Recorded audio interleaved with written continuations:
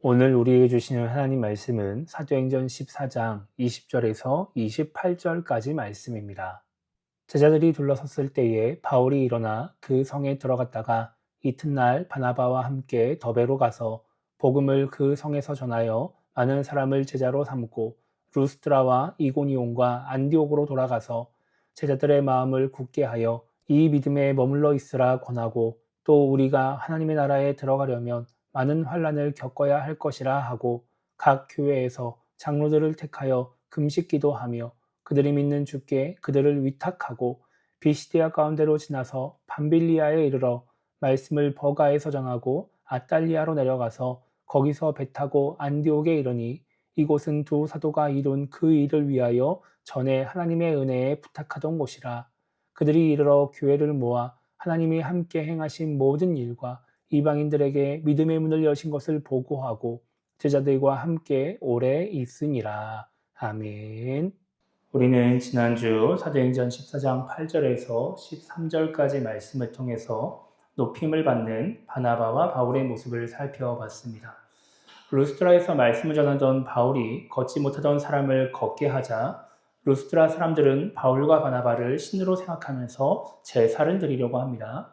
그러자 이제 바울과 바나바는 옷을 찢으면서 자신들은 그저 그냥 사람일 뿐이라고 이 모든 일은 하나님이 당신들을 구원하기 위해서 하신 일이라고 말을 합니다.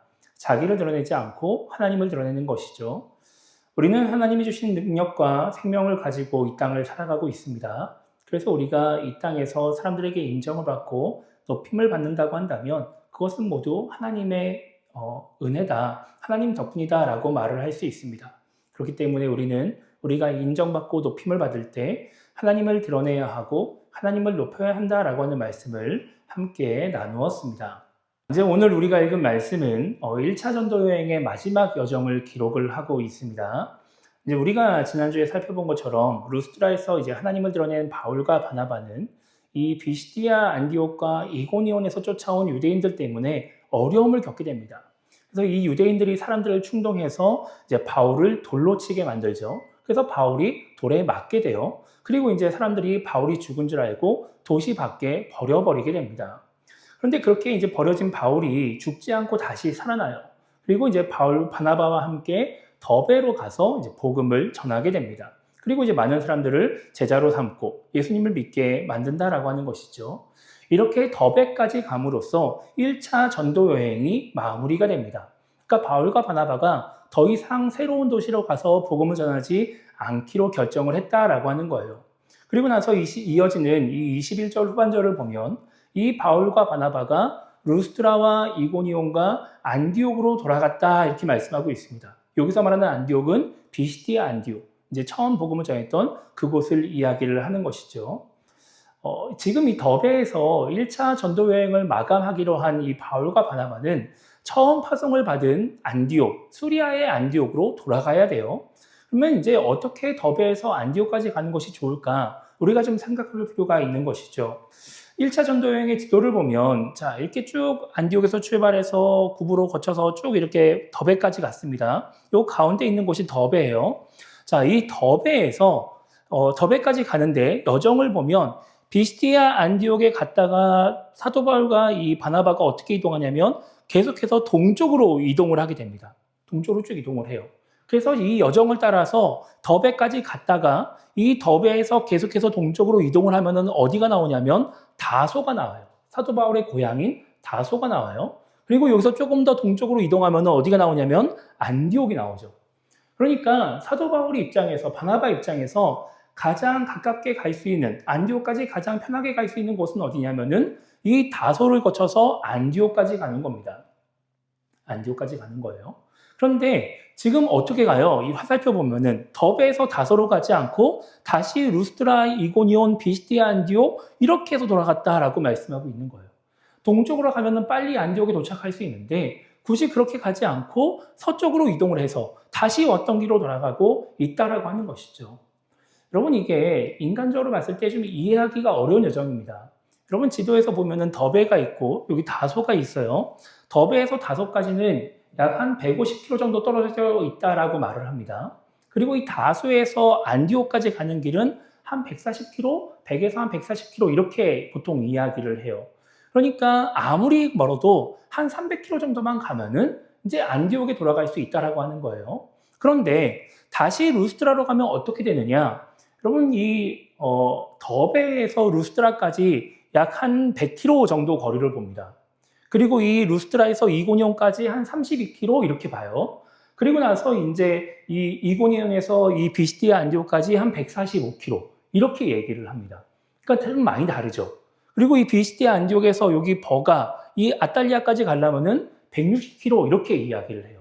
그러니까 단순히 그냥 산술적으로 계산을 해보면 더베에서 안디옥까지 가는데 한 300km 걸린다고 가정을 하면 이 더베에서 여기까지 오는 데만 450km 정도 걸리는 겁니다. 그러니까 엄청 많이 걸리는 것이죠. 그런데 단순히 그냥 그렇게 뭐 거리만 차이가 나는 게 아니라 중간에 어디를 거쳐야 돼요? 또 산맥을 넘어가야 되는 거예요. 맨 처음에 우리가 살펴봤던 그 위험하고 강도가 나타나고 이런 산맥을 또 건너가야 되는 것이고 또 이 먼 바다를 항해해서 안디옥까지 가야 된다라고 하는 거예요. 그러면은 실질적으로 걸리는 거리로 따지면은 거의 한 2배, 3배 정도 차이 난다고 볼 수가 있는 거예요. 시간적으로는 더 많이 차이가 날 수밖에 없다라고 하는 것이죠. 그럼 바울과 바나바는 왜 가까운 길 놔두고 더 편한 길을 놔두고 왜 굳이 이렇게 멀고 산도 넘고 바다도 건너가야 되는 이 길을 가느냐라고 하는 거예요. 오늘 말씀 22절과 23절 보면 이렇게 말씀하고 있습니다. 제자들의 마음을 굳게 하여 이 믿음에 머물러 있으라 권하고 또 우리가 하나님의 나라에 들어가려면 많은 혼란을 겪어야 할 것이라 하고 각 교회에서 장로들을 택하여 금식 기도하며 그들이 믿는 주께 그들을 위탁하고 이렇게 말씀하고 있어요. 지금 바울과 바나바가 다시 루스드라로 가서 이고니온으로 가서 그리고 비시디아 안디옥으로 가서 한 일이 무엇이었냐? 그 전에 자신이 복음을 전했던 그 교회들, 그때 세워진 교회와 성도들을 돌보는 일들을 감당했다라고 하는 거예요. 그러기 위해서 바울은 그 가까운 길, 편한 길, 빨리 갈 수 있는 길을 놔두고 굳이 힘들고 멀고 돌아가는 길로 갔다라고 하는 것이죠. 여러분, 비시디아 안디옥과 이제 이고니온의 유대인들이 이 루스드라까지 와가지고 바울과 바나바를 죽이려고 했어요. 여러분, 그렇다면 이 유대인들이 단지 바울과 바나바만 힘들게 했을까요? 바울과 바나바만 공격을 했을까요? 아니었을 거예요. 그 도시에서 예수님을 믿는다고 하는 사람들을 힘들게 했겠죠. 유대교에서 개종한 사람들, 또 헬라인이었다가 예수님을 믿겠다고 말하는 사람들을 괴롭혔을 겁니다. 그러니까 바울은 떠나갔지만, 그래서 유대인들의 관심이 바울에게 향한 것 같았지만 여전히 이 비시디아 안디옥과 이고니온과 루스드라에 있는 성도들은 그 교회는 어려움을 겪고 있었다라고 하는 거예요. 바울과 바나바가 그것을 알고 있는 것이죠. 그러니까 다시 그 도시로 들어가서 그들을 위로하고 그 교회를 올바로 세우는 일들을 감당했던 거예요. 그렇게 감당을 해야, 그 일들을 해야 그 교회와 성도들에게 유익이 되기 때문에 굳이 그 일들을 감당했다라고 하는 것이죠. 그것이 바울과 바나바에게는 더 힘든 일이었지만, 더 불편한 일이었고, 다시 산맥을 넘어가야 되기 때문에, 바다를 항해해야 되기 때문에 더 어렵고 위험한 일이었지만 그것이 유익이 되기 때문에 그 일들을 감당했다. 기꺼이 그 어려움을 감수했다라고 하는 겁니다.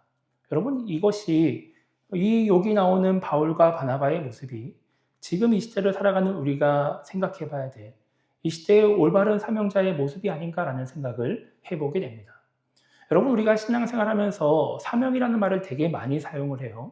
여러분, 사명이라는 말 많이 사용하면서 사명이라는 말의 뜻이 무엇인지 혹시 알고 계시나요? 아마 이거 물어보면 대부분 다들 각자의 생각대로 말씀하실 겁니다. 왜냐하면 이거를 우리가 정확하게 생각해 본 적이 별로 없어요. 여러분, 사명이라고 하는 말에 이 국어사전적인 뜻을 보면은 맡겨진 임무 혹은 사신이나 사절이 받은 명령 이렇게 정의를 하고 있습니다. 그러니까 사명이라고 하는 말 자체의 의미가 무엇이냐면 나에게 있는 어떠한 주권자가 나에게 하라고 시키는 일, 그것이 사명이다라고 하는 거예요. 내가 하고 싶어서 하는 일이 아니라 그냥 무언가 나의 주권을 갖고 있는 그 누군가가 이거 해라고 했을 때 그 일을 하는 것이 바로 사명이다라고 말을 하는 것이죠. 여러분, 그래서 이 사명이라고 하는 단어의 영어 단어를 보면은 뭐라고 이야기를 하냐면 태스크라고 이야기를 합니다. 여러분, 이 태스크라는 단어 잘 안 들어보셨을 거예요. 교회에서 잘 사용하지 않습니다. 여러분 이 태스크라고 하는 단어의 사전을 보면은 일, 과업, 과제 이렇게 이야기를 해요. 근데 그 앞에 뭐가 붙어요? 괄호치고 힘든 일, 하기 싫은 일이라고 이야기를 하는 거예요.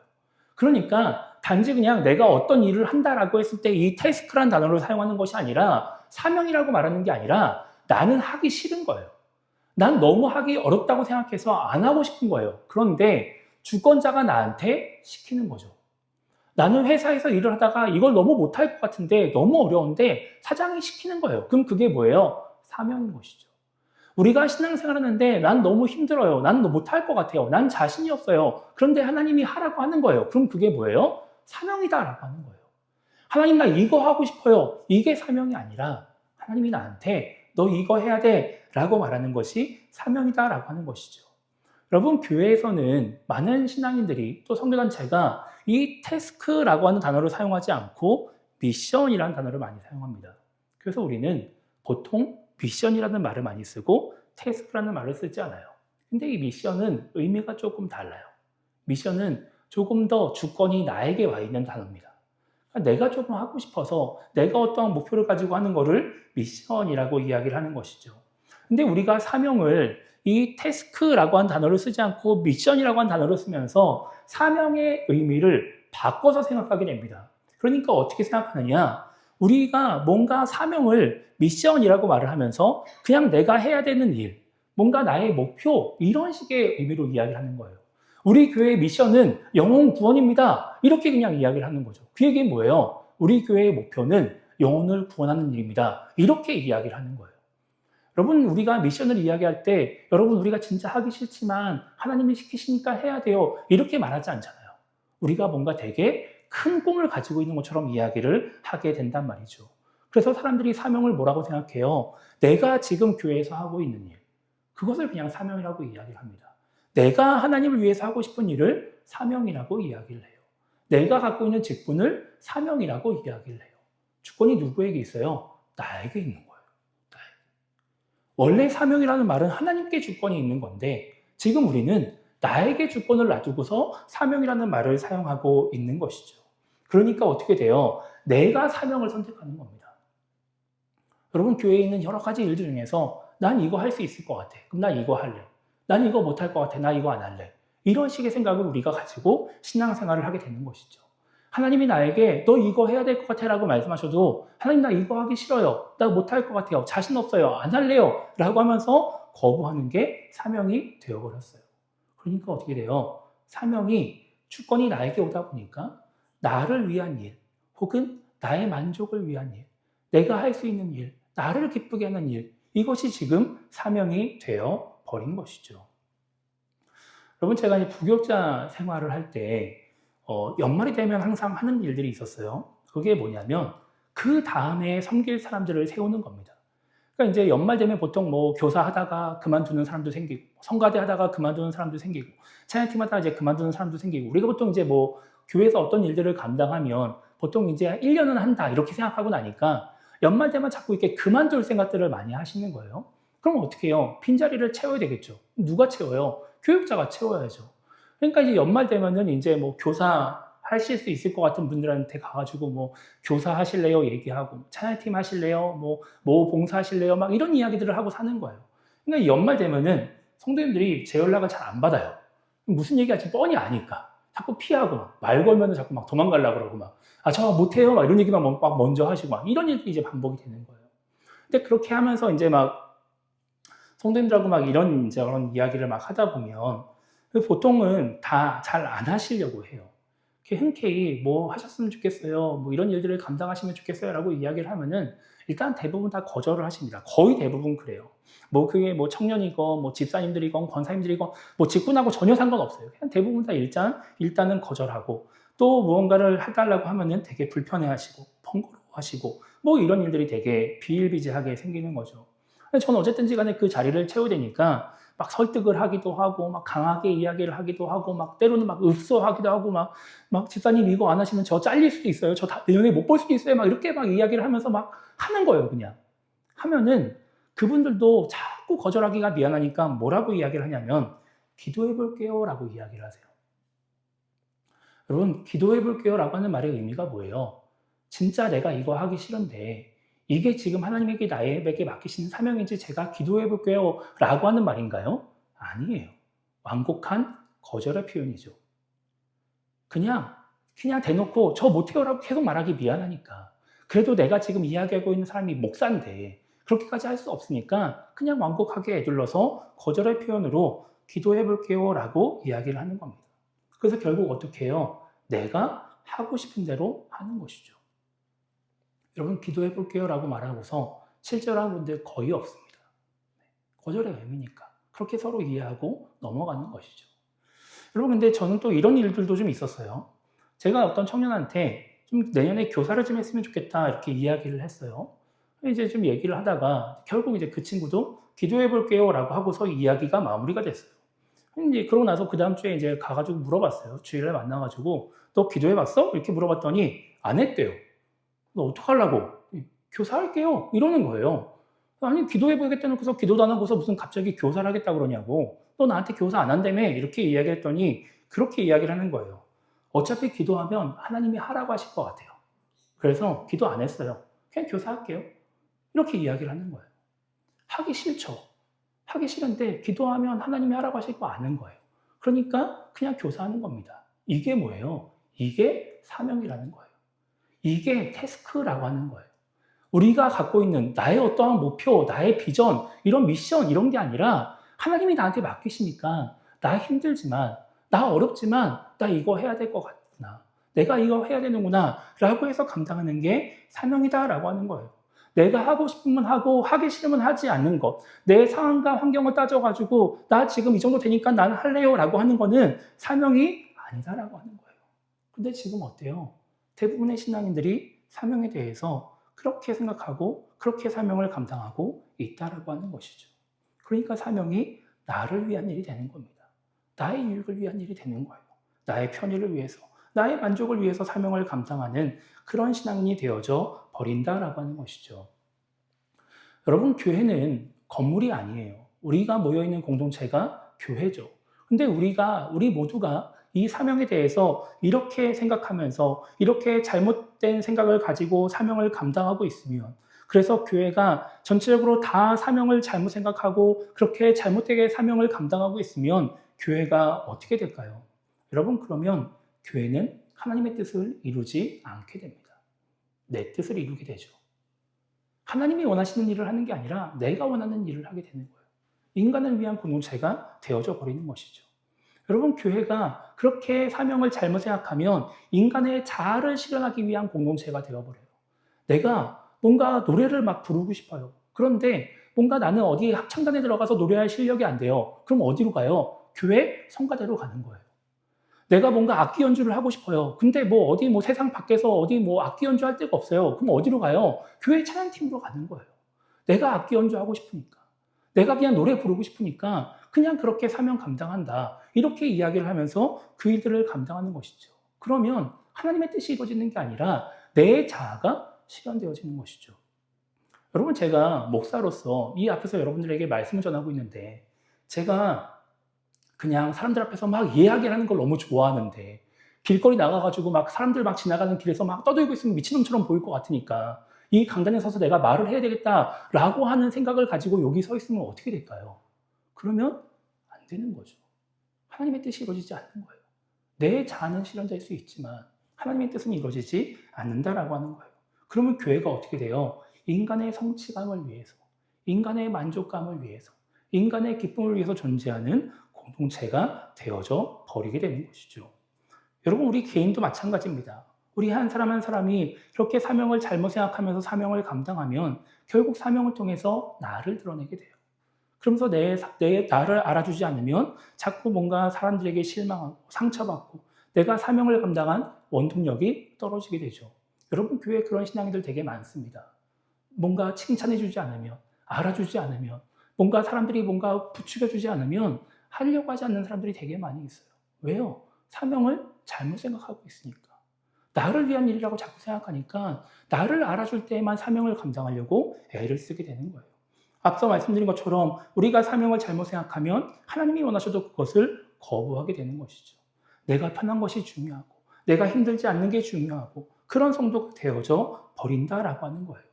여러분, 이게 지금 많은 한국교회, 많은 신앙인들의 모습입니다. 모습이에요. 이게 우리의 현실입니다. 그러니까 어떻게 돼요? 교회를 통해서, 신앙인들을 통해서 이 땅에 하나님의 뜻이 이루어지지 않죠.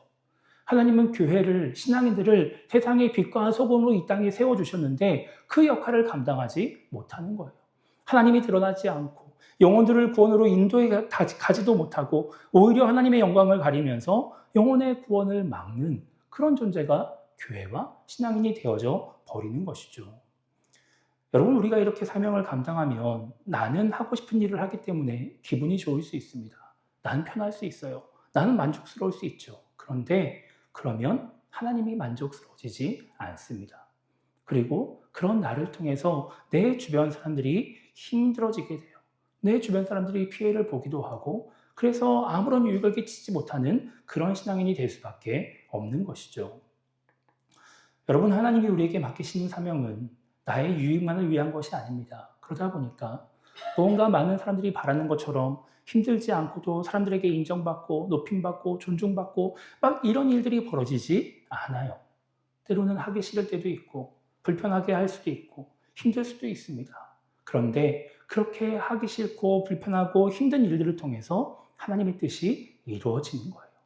그 나의 불평과 어려움과 고난을 통해서 하나님이 만족스러워지는 것이고 내 주변 사람들에게 유익이 돌아가게 되는 것이죠. 그래서 그 사명을 통해서 교회가 살아나고 영혼이 살아나게 되는 거예요. 여러분, 그래서 우리가 이렇게 결론을 낼 수 있습니다. 진짜 사명이 무엇이냐? 진짜 사명은 나를 위한 것이 아니라 하나님과 주변 사람들을 위한 것이다. 이렇게 말을 할 수가 있는 거예요. 우리가 진짜 사명자라고 한다면, 내가 지금 감당하고 있는 것이 사명이라고 한다면 그것을 통해서 내가 즐거운 것이 아니라 하나님과 주변 사람들이 즐거워야 된다라고 하는 것이죠. 나를 통해서 하나님의 뜻이 이루어지고 주변 사람들이 유익을 누릴 수 있어야 된다라고 하는 거예요.